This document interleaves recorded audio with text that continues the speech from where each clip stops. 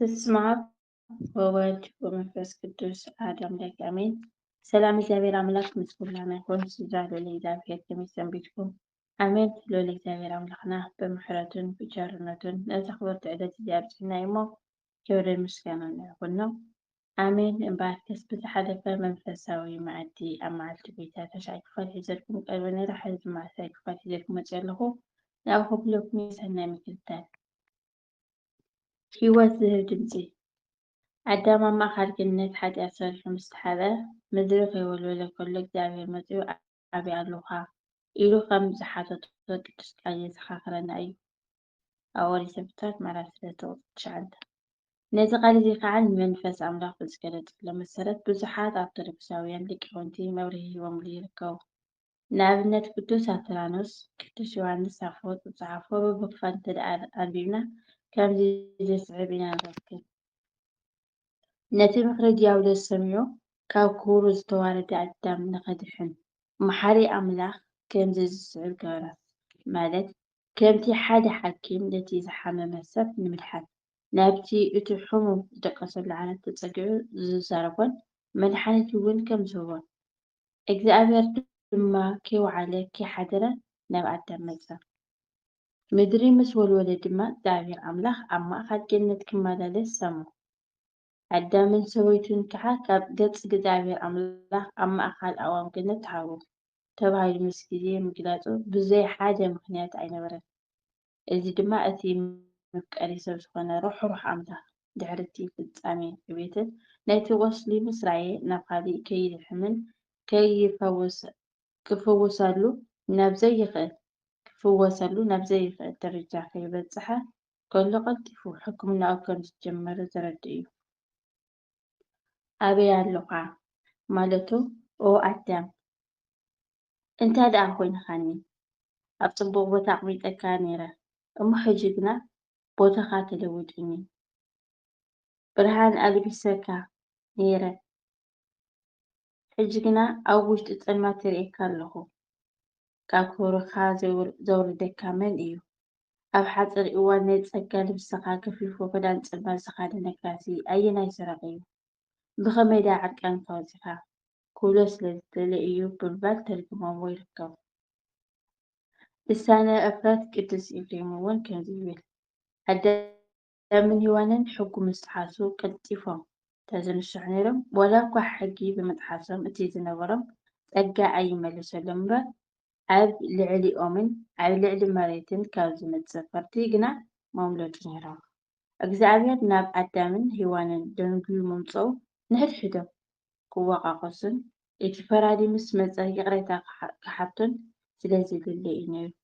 እታ ተመን ንኸተስሕቶም ኣይደንገይትን እግዚአብሔር ግና ንፍርዲ ደንጊሉ መፀ። እዚ ከዓ ንኽልምንዎ ዝዕድም እዩ ነይሩ። ግና ዋላ እኳ ናይ እግዚአብሔር ምድንጓይ ንዓቶም ንምጥቃም ይኹን እምበር ንሶም ግና ኣይተጠቐሙን። እግዚአብሔር በቲ ዝረኣዮ ትዕግስቲ ጥራይ ዘይኮነ ካብ ድምፂ ኣጋር እውን ክጥቀሙ ደልዩ ነይሩ እዩ። ነዚ ዘይሰምዕ እግሩ ድምፂ እናገበረ መምፅኡ ኣዳምን ሔዋንን ድምፂ ኣጋሩ ሰሚዖም ካብ ልቦም ተጣዒሶም ኣብ ቅድሚኡ ንክንስሑ ዝፅውዑ እዩ ነይሩ። ንሶም ግና ክልምኑ ኣይከኣሉን። ስለዚ እግዚአብሔር ብእግሩ ድምፂ ከም ዝገበረ ብኸናፍሩ ድማ ኣዳም ኣበይ ኣለኻ እናበለ ፀውዖ። ነገር ግን ኣዳም ኣብ ክንዲ ውድቀቱ ኣሚኑ ይቕሬታ እውን ሓቲቱ ካብ ፍርዲ ዝድሕን ድምፅኻ ኣብ ገነት ሰማዕኹ ጥራየ ስለዘሎ ዝኾንኩ ድማ ፈሪሄ ተሓባኹ ኢሉ ምክንያት ኣቅሪቡሉ ብምባል ገሊፆም ይርከብ። ኦሪት ዘፍጥረት ምዕራፍ 3:11 እምበር እዚ ድምፂ እዚ ኣብ ገነት ጥራይ ዘይኮነ ኣብዛ ዘለናዮ ዓለም እውን ተደጊሙ እዩ። ንኣዳም ብነፍሲ ምስ ሞተ ኣበይ ኣለኻ ከም ዝበሎ ንኣልዓዛር ድማ ብስጋ ምስ ሞተ ንኣሕዋቱን ቤተሰቡን ኣበይ ቀቢርኩምዎ በሎም። ዘፍጥረት ምዕራፍ 3:8 ዮሃንስ ምዕራፍ 11:34 እዚ ድማ እቲ ቀደም ኣብ ገነት ዝተዛረበ ኣካል ንሱ ምዃኑ ዘረድእ እዩ ነይሩ። ንኣዳም ደልዩ ኣብ ትሕቲ ኣግራብ ገነት ከም ዝረኸቦ ንዓና ንደቂ ኣዳም ድማ ብሓጢኣት ካብኡ ኣዝና ኣብ ዝረሓቕናሉ እዋን ናይ ስጋ ዝምድና ተዘይኮኑ ምስ እዚኦም ዘቀራርበና የለን ኢሉ ስጋና ለቢሱ ምስ መፀ ወዲ ሰብ ዝጠፍአ ከድሕን መፅኡ ኣሎ እሞ እንታይ ይመስለኩም እናበለ ተዛረበና። ማቴዎስ ምዕራፍ 18 ቁፅሪ 11 እንደገና ካብ ኣሕዋታ ተባሪራ ብዝጠፍአት በጊዕ ኣብ ውሽጢ ገዛ ብዝጠፍአት ቅርሽን ገንዘብ ኣባኺኑ ዝተመሰ ብጥፉእ ወዲ መሲሉ ተዛሪበና። እዚ ኩሉ ናትና ምስዕሪ እዩ። ሉቃስ ምዕራፍ 15 ካብ 1-3